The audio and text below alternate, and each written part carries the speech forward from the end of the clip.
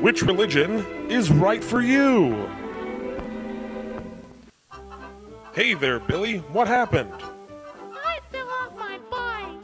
Haha, well that sounds super, Billy. But let's talk about something more interesting, like which religion is right for you? Yes, there's quite a lot of religions out there, hundreds in fact, so how can you choose which one is best for you?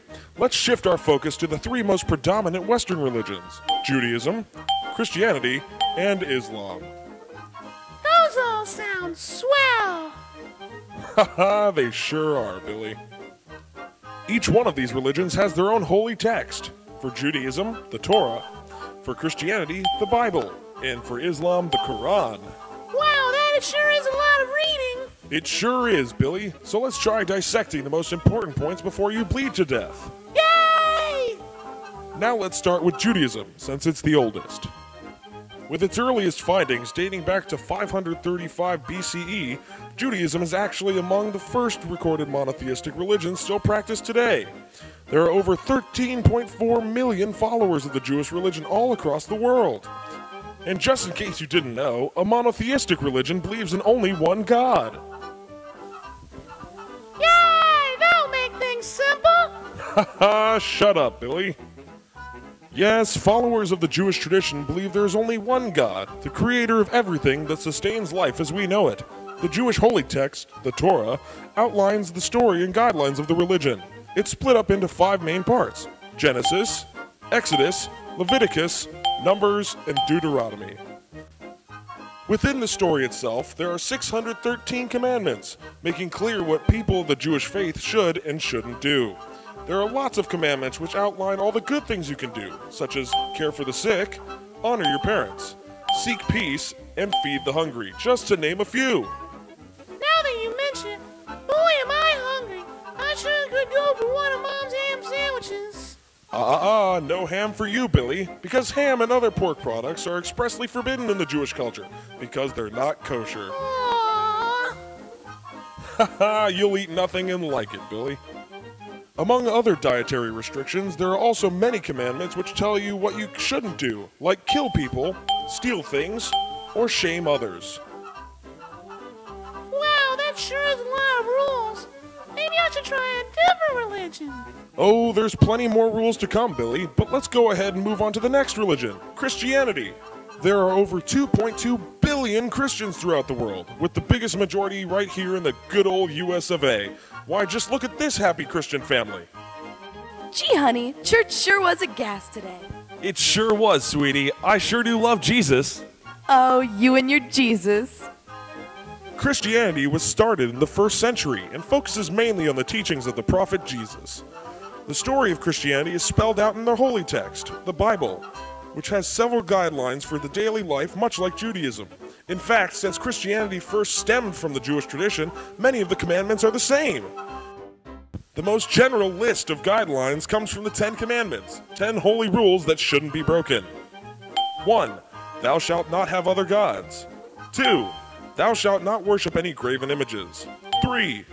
Thou shalt not take the Lord's name in vain. 4. Thou shalt keep the Sabbath. 5. Honor thy father and mother. 6. Thou shalt not murder.